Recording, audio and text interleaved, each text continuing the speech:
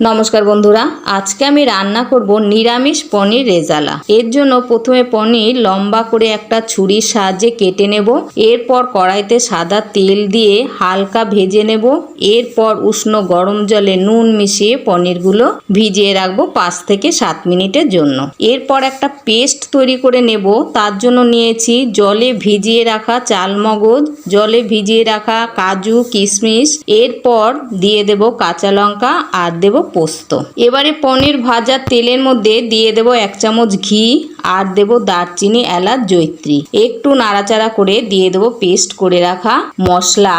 আবারও একটু নাড়াচাড়া করে দিয়ে দেব অল্প পরিমাণে জিরে গুঁড়ো, ধনে গুঁড়ো, কাশ্মীর লঙ্কা গুঁড়ো আর গরম মশলা গুঁড়ো। সামান্য বাটি ধোয়া জল দিয়ে কম আঁচে নাড়াচাড়া করে দিয়ে দেব পরিমাণ মতো নুন, ফেটানো টক দই। টক দই মশলার সাথে ভালো করে মিশিয়ে দিয়ে দেব স্বাদের জন্য চিনি। এরপর দেব আন্দাজ মতন জল।